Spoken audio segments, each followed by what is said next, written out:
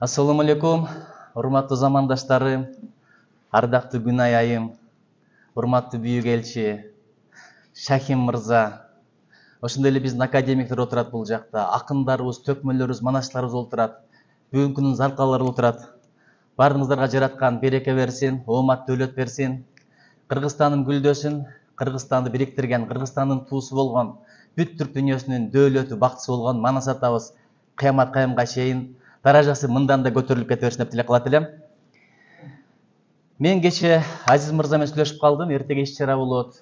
Кандай иш-чара десем, Сагынбай атанын китеби кара сөзгө которулуп жазылды. Келип бересизби? Кантип келип бербейм?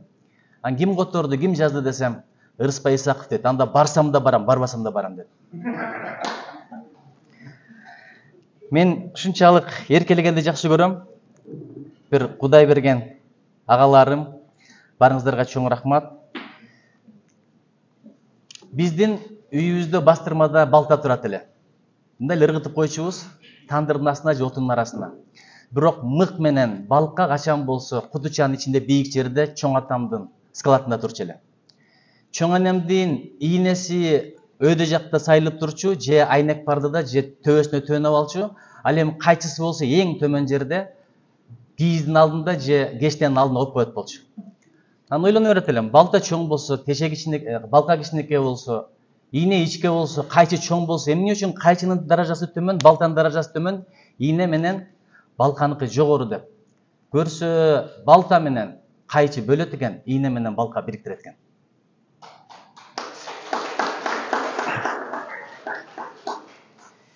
Мен Манас атанын даражасы мурда мыкты сайышканда, мыкты чабышканында, душмандарды жеңгенинде, жерлерди кеңейткенде ойлодум эле. Көрсө, Манас атанын эң чоң эмгеги, эң чоң өзгөчөлүгү денесинен ынтымак амалы чыккан экен, тилинен ынтымак сөз чыккан экен, ар бир кадамы, амалы, аракети ынтымакка багытталган экен. Бекеринен курама жыйнап журт кылдым деген сөздү бекер айткан эмес Манас атабыз. Айтайын дегеним, караңыз, төрөлгөндөн баштап эле мына китепте бар экен, туурабы? Атын койгондо дагы элди журту бириктирген. Нойгуттардан Акбалты келип атат. Ногойлордон Эштек келип атат.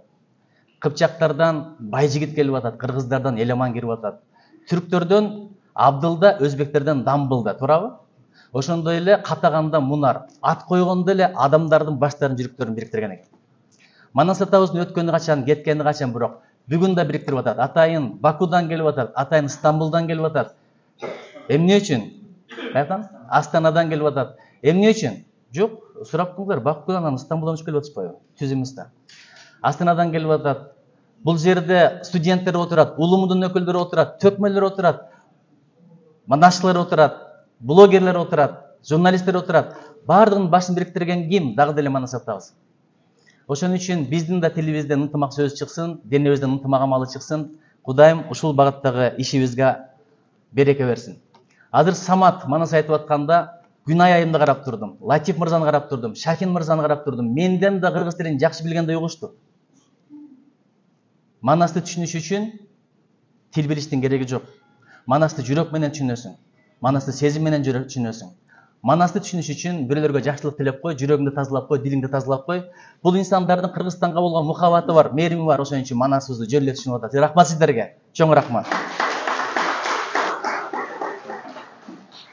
Замандын талабын эске алып, Манас атаны мүмкүн болушунча элге, журтка, жаштарга жеткирип түшүндүрүш керек. Бул жерде дагы бир мырза отурат. Кийинки мезгилдерде социалдык тармактарда жалаң эле батылдарды уюштуруп, адам көрө албай турган, көздү, дилди, кулакты, ойду, ниетти буза турган контенттерге толтуруп баратканда бир азаматыбыз чыкты. Шайырбек мырза, сизге чоң рахмат. YouTube каналынан айтып берип атасыз.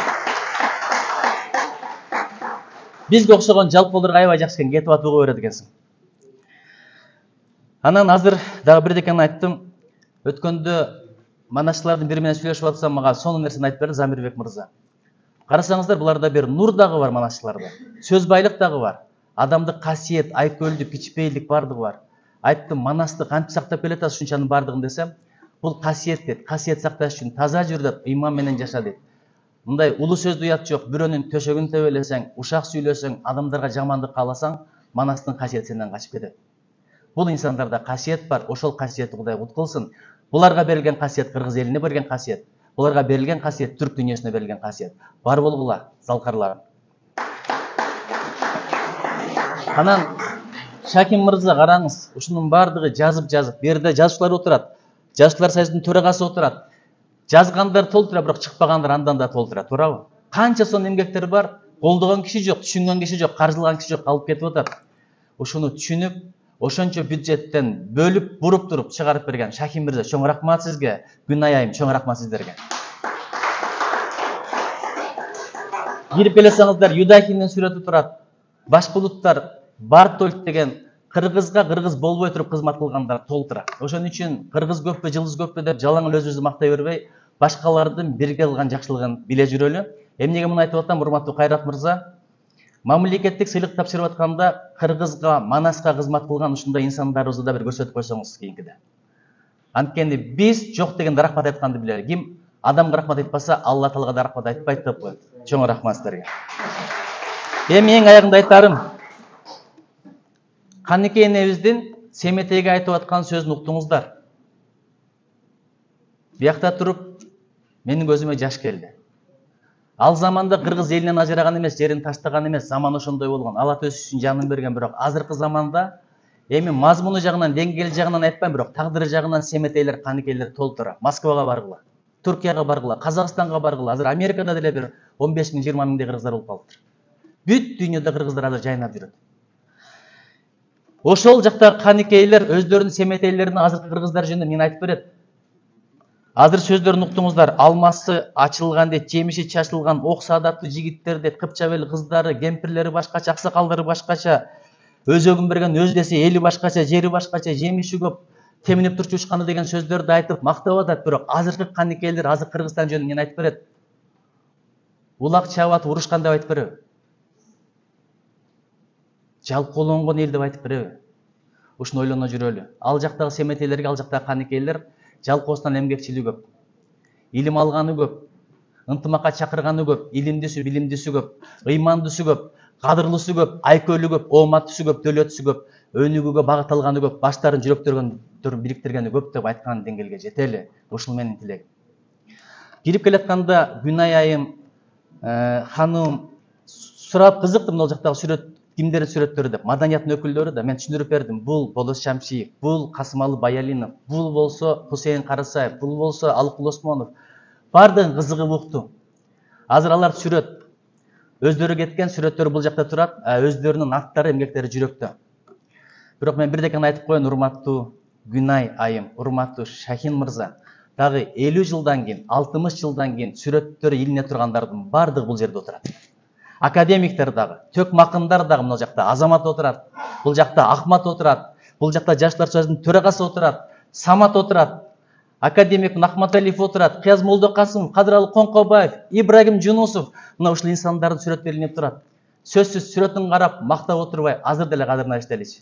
Кудайым өмүрүңүздөрдү берсин. Көбүрөөк эмгек кылыңыздар, кыргызымдын ооматын берсин. Ушинтип бүт түрк дүйнөсү биригип, бүт дүйнөдө тубузду бийик көтөрүп, кадырыбыз арта берсин. Бар бололу, бир бололу. Ассаламу алейкум.